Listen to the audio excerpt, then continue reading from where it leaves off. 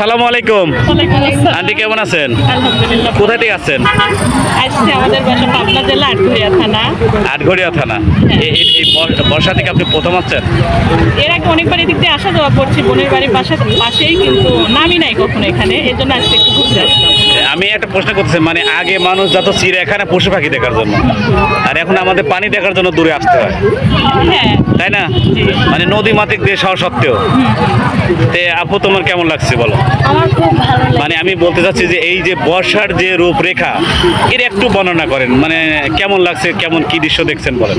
এটা খুব সুন্দর, এটা আমাদের আগে ছিল না কিন্তু এখন এসেছে, এটা আমাদের কাছে খুব সুন্দর লেগেছে। কি কি দেখছেন? এখানে আগে কিছু ছিল না, নতুন একটা ব্রিজ হয়েছে, তারপরে দেখেন কতগুলো দোকান হয়েছে, এটাই নৌকাতে ঘোরা যায় সপরিবারে। আচ্ছা আপু, তুমি কি কি দেখছো বলো, কেমন লাগছে তোমার কাছে? আমি মানে অনুভূতি প্রকাশ করো, অনুভূতি। আমার খুব ভালো লাগতেছে। আমি এখানে আগে এত পানি দেখি নাই, আজকে দেখলাম, খুবই ভালো লাগছে। আজকে দেখলেন? মানে আপনাদের সময় তো পানি ছিলই না। এর আগে আসছি কিন্তু এরকম ছিল না, এবার পানি দেখেই আর কি ভালো লাগছে বিধায় আসলাম। মানে মনোমুগ্ধকর একটা পরিবেশ সৃষ্টি হয়েছে, এই তো। এটাই। মানে সার্বিক দিক দিয়ে সব পরিবারে আসছেন নাকি? ভাই আসছে কি? জি না, আপনার ভাইয়া আসেনি, আমরাই সবাই আসছি। যাই হোক, থ্যাংক ইউ, আপনাদেরকে অনেক অনেক ধন্যবাদ। আসসালামু আলাইকুম। বর্ষাতে এসে কি দেখতে পারছেন? অনেক সুন্দর একটা জায়গা, এখানে না আসলে কেউ বুঝতে পারবে না যে এত সুন্দর একটা জায়গা। তো আমার অনেক ভালো এত সুন্দর বলতে কি দেখতে পারছেন? এই যে লোকজন আছে, এই যে পানি তো উঠেই গেছে, পানি আর পাওয়াই যায় না।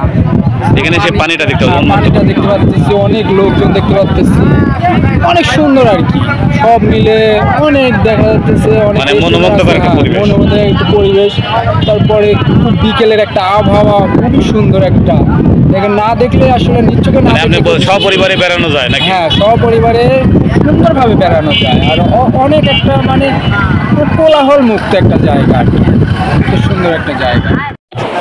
আসসালামু আলাইকুম প্রিয় বন্ধুরা, আজকে আমরা চলে আসি সে ঐতিহ্যবাহী পাবনা উপজেলা চাটমোড়ে।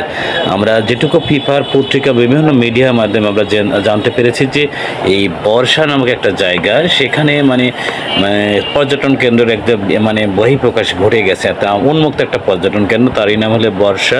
তা আমরা আজকে সেখানে এসেছি। আপনারা কোন এই ছুটির দিনে মানে নৌকা জার্নি থেকে শুরু করে মানে কি বলবো, মানে মিনি কক্সবাজারের মতো একটা বৈরিক আবহাওয়া এখন এখানে বিরাজ করে।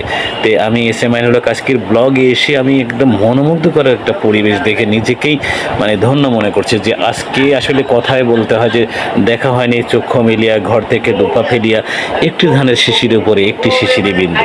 তো এই যে মনোমুগ্ধকর পরিবেশ আপনারা দেখতেই পাচ্ছেন, অনেকে নৌকাতে ঘোরাফেরা করছে। তো আমি অনেকের সাথে কথা বলছি এবং কুশল বিনিময় করছি। তো তাদের যে একটা মানে আত্মতৃপ্তি, মানে এই জায়গাটি এসে কোনো টিকিট লাগে না, কোনো টাকা খরচ হয় না, আপনারা কোনো একদম সপরিবারে এসে এই মনোমুগ্ধকর পরিবেশে এসে ঘুরে যেতে পারেন ইনশাল্লাহ। বর্ষা নামক একটা স্থানে আমি এমন একটা জায়গায়